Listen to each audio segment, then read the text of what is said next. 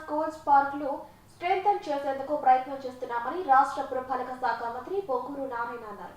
ఆయన నెల్లూరులో మున్సిపల్ కార్యాలయంలో మీడియాతో మాట్లాడారు. నెల్లూరు నగరంలోని వెల్ఫేర్ అసిస్టెంట్లు సచివాలయ సిబ్బందితో మాట్లాడినట్టు ఆయన పేర్కొన్నారు.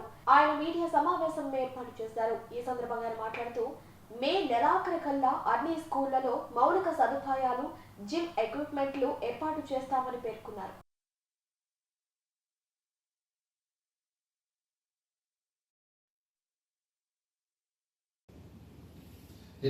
ప్రెజెంట్ అయితే 3 క్లాస్ రూమ్స్ ఉన్నాయి సార్. ఇక్కడ రెండే ఇచ్చారు ఇవ్వటం.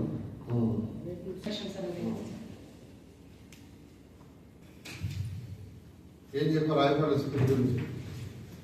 యాక్చువల్గా మేము రాయపాడ కొంచెం ఎక్కువ కూలి పనులు చేసిన వాళ్ళకి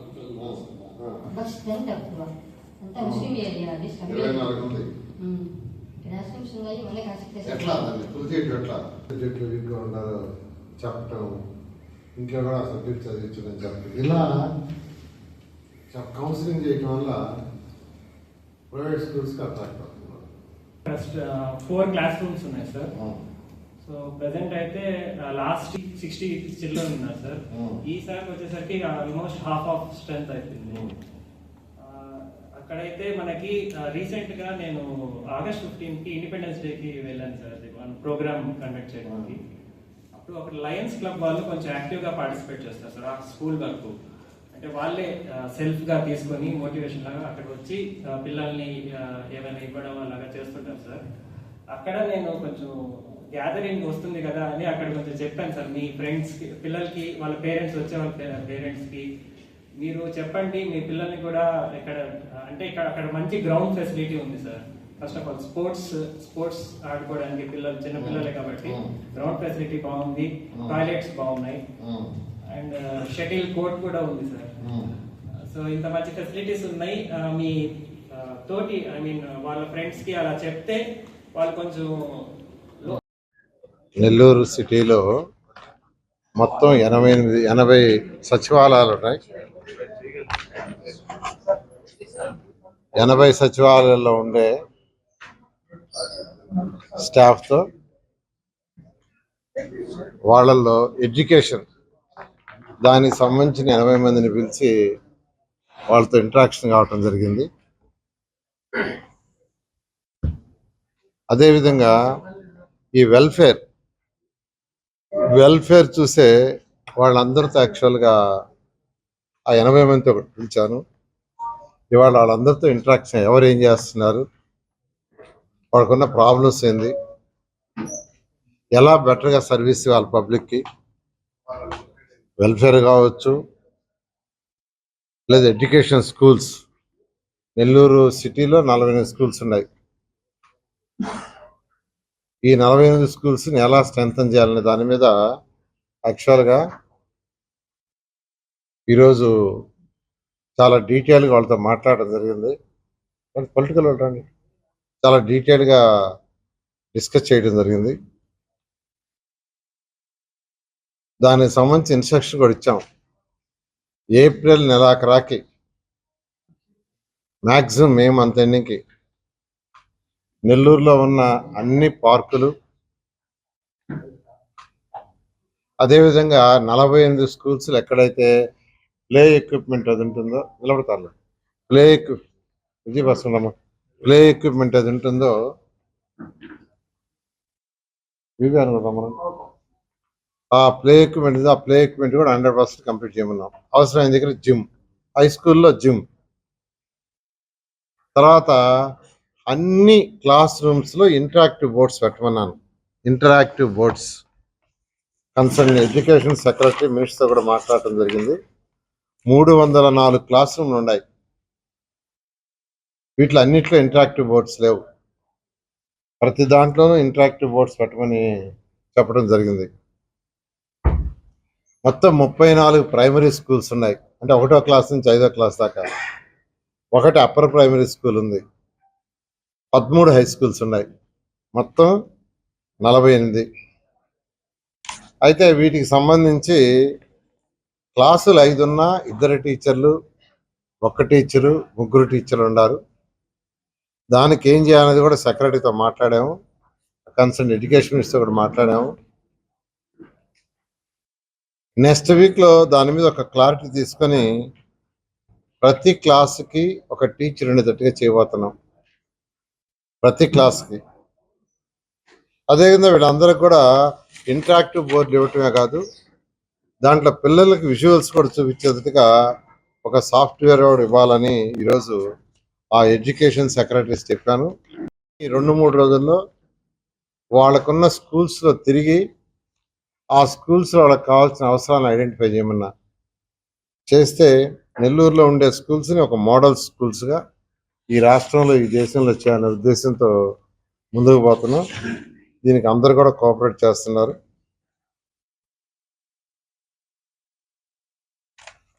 అదేవిధంగా బీసీ వెల్ఫేరు, అదేవిధంగా పెన్షన్స్, ఈ సంక్షేమాలు ఇచ్చే సెక్రటరీస్ అందరితో కూడా ఇవాళ డిస్కస్ చేయడం జరిగింది. వాళ్ళు కూడా చిన్న చిన్న కొన్ని సమస్యలు ఉంటే వాటిని కూడా ఎలా ఓవర్కమ్ కావాలో వాళ్ళకి చెప్పడం జరిగింది.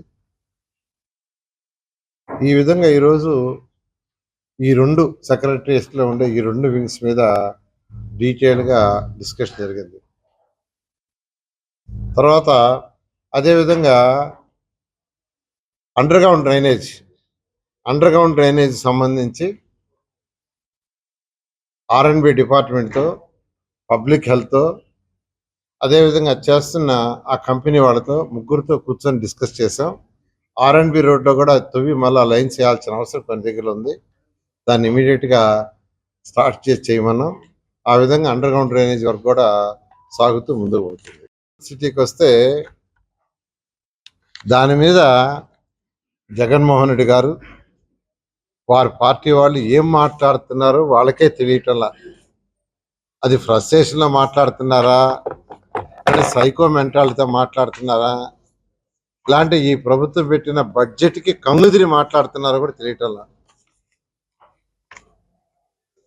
అమరావతి రాజధాని చాలా క్లియర్గా 3 సంవత్సరాల్లో కంప్లీట్ చేస్తాం. 3 సంవత్సరాల్లో కంప్లీట్ చేయడం జరుగుతుంది. రెండవది, దానికి ఒక్క పైసా కూడా రాష్ట్ర ప్రజల యొక్క ట్యాక్సుల నుంచి ఖర్చు పెట్టము. ఈ రాష్ట్ర ప్రజల నుంచి కట్టే దాంట్లో ఏ ట్యాక్సుల నుంచి, ఆ ఇంటి పన్ను కావచ్చు, వాటర్ ట్యాక్స్ కావచ్చు, ఇంకో కావచ్చు, జిఎస్టీ కావచ్చు, ఏ ట్యాక్స్ నుంచి కూడా ఒక్క పైసా కూడా ఖర్చు పెట్టడం లేదు. జగన్మోహన్ రెడ్డి గారు, మీరు కానీ మీ పార్టీ వాళ్ళు కానీ గుర్తుపెట్టుకోవాలా. ఎలా చేస్తారు అడుగుతారా? మేము లోన్స్ తీసుకుంటున్నాం, హడ్కో loan, ADB bank, world bank, అక్కడి నుంచి తీసుకొని ఆ కన్స్ట్రక్షన్ కంప్లీట్ చేస్తాం. అక్కడ రోడ్లు వేయంగానే, డ్రైన్స్ వేయంగానే, వాటర్ లైన్స్ వేయంగానే, సివరేజ్ లైన్స్ వేయంగానే, పార్కులు కట్టంగానే ఇమీడియట్గా దాని వాల్యూ ఎన్నో రెట్లు పెరుగుతుంది. పెరగంగా నా ల్యాండ్ని, మాకు మిగిలిన ల్యాండ్ ఉంది, నెట్ 4000 ఎకరాలు స్క్వేర్ యార్డ్స్లో ఉంది. దాన్ని అమ్మితే దానికి అయ్యే ఖర్చు మొత్తం వచ్చేస్తుంది. అలా ఆ రోజు చంద్రబాబు నాయుడు దాన్ని డిజైన్ చేశాడు. దాన్ని డిజైన్ చేయటం ఆ విధంగా డిజైన్ చేసాం. దాని మీద లేనిపోయింది బడ్జెట్లో 6000 పెట్టారు. అది బడ్జెట్లో 6000 పెట్టింది ఏంటంటే, ఏదైతే లోన్స్ వస్తాయో అది రాష్ట్ర ప్రభుత్వం ద్వారా వస్తాయి. ఏదైతే మీరు గుర్తుపెట్టుకోవాల్సిన అడ్కో లోన్ కానీ,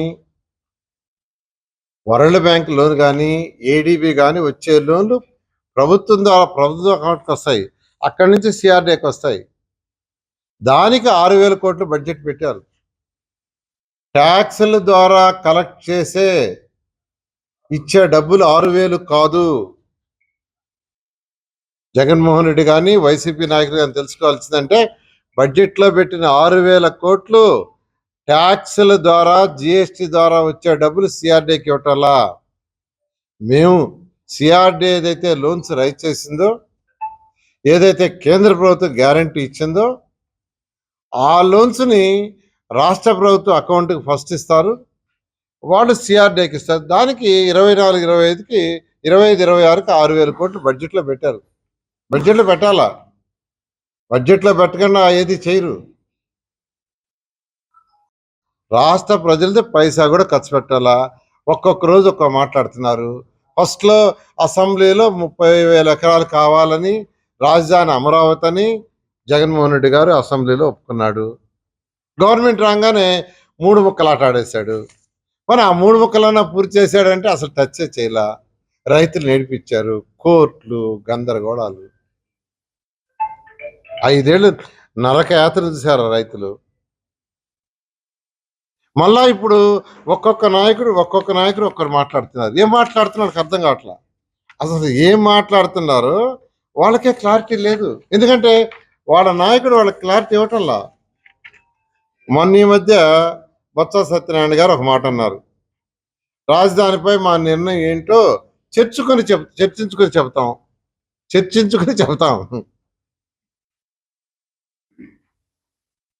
బొత్స సత్యనారాయణ గారు మేము చర్చించుకొని చెప్తామంటారు. ఇంకా చర్చించుకునేది అమరావతి రాజధాని మొదలైపోతుంది. 64,000 కోట్లు టన్నులు ఇచ్చేసాం. నిన్న ఎలక్షన్ కోడ్ అవ్వగానే నిన్న 27 టన్నులు ఓపెన్ చేశారు. ఇవాళ దానికి ఆర్డర్స్ కూడా ఇస్తున్నారు. ఎలక్షన్ కోడ్ లాగంటే ఎవరికి బ్రహ్మాండంగా స్టార్ట్ అయిపోయింది అది. కాబట్టి నేను చాలా క్లియర్గా చెప్తున్నా, 3 సంవత్సరాలు అమరావతి రాజధాని పూర్తి అయిపోతుంది. అందులో ఎటువంటి సందేహం లేదు.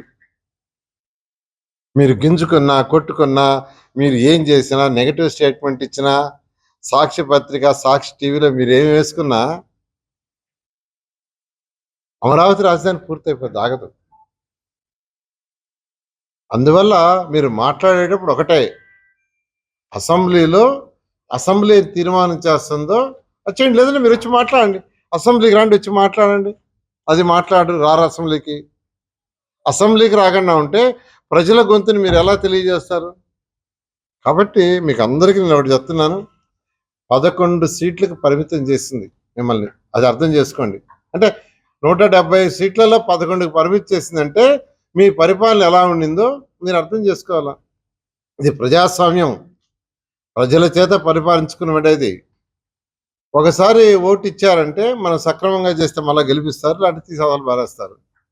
ఈరోజు 11 సీట్లకు పరిమితం చేశారంటే ఖచ్చితంగా మీరు సరిగా పరిపాలించలేదని ప్రజలు తీర్మానించారు. ఇప్పుడైనా మీరు ఎక్కడ తప్పు చేశారో మీరు చేసుకొని మీరు ఏ విధంగా అసెంబ్లీలో చెప్పాలి, అసెంబ్లీకి వచ్చి మీరు చెప్తే ప్రజలు హర్షిస్తారు. కానీ ఇలా బయట చేరి రోజుకొక మాట. చంద్రబాబు నాయుడు గారు క్లియర్గా చెప్పారు, సెల్ఫ్ సఫిషియెంట్ ప్రాజెక్ట్ ఇది, ఒక్క పైసా కూడా ప్రజల సొమ్ము ఖర్చు పెట్టమని. ఈరోజు కూడా నేను చెప్తున్నాను కదా, జగన్మోహన్ రెడ్డి స్టేట్మెంట్ ఇస్తాడు. చంద్రబాబు నాయుడు ఒకసారి ఏమో ప్రజల సొమ్ము ఖర్చు పెట్టమన్నాడు, మళ్ళీ ఇప్పుడు వచ్చి లోన్లు తీసుకుంటున్నాడు. లోన్లు తీసుకుంటే లోన్లు రీపే చేయడానికి ల్యాండ్ ఉంది, అక్కడ ల్యాండ్ బ్యాంక్ పెట్టాం. నువ్వే ఆ ల్యాండ్ బ్యాంక్లో 1450 ఎకరాలు ఎత్తి R5 జోన్ చేసావు.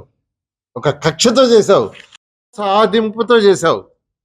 R5 జోన్ చేయటం ఒక కక్ష సాధింపు, అలాంటి ఎవరు చేయరు. నేను చక్కగా పేదవాళ్ళ కోసంగా టిట్కో ఇల్లు 5,000 ఇల్లు కట్టా, 5,000 హౌసెస్. ముఖ్యమంత్రి గారు క్లియర్గా చెప్పారు, అక్కడ ఎంతమంది పేదలు ఉంటారో, రైతు కూలీలు ఉంటారో, ఇల్లు లేని వాళ్ళు అందరూ కట్టమన్నారు. సర్వే చేస్తే 5,000 మంది కావాలన్నారు, 5,000 మంది కట్టేస్తాం. కానీ నువ్వేం చేసావు, R5 జోన్ అని 1450 ఎకరాలని ఏదైతే మేము ల్యాండ్ దాచిపెట్టామో ఫ్యూచర్లో దాన్ని అమ్మి అమరావతి కడతామంటే దాన్ని R5 జోన్ చేసాం. కాబట్టి ఇప్పటికైనా జగన్మోహన్ రెడ్డి కావచ్చు, వాళ్ళ పార్టీ వాడు కావచ్చు, అమరావతి మీద ఏదైనా మాట్లాడేటప్పుడు అన్నీ ఆలోచించుకొని అంతా డేటా తీసుకొని ఒక్కసారి మాట్లాడండి. కొత్త సత్యనారాయణ క్లియర్గా చెప్పారు, మేమంతా మాట్లాడుకొని చెప్తామని. మాట్లాడుకోండి, తర్వాత మాట్లాడండి. Thank you.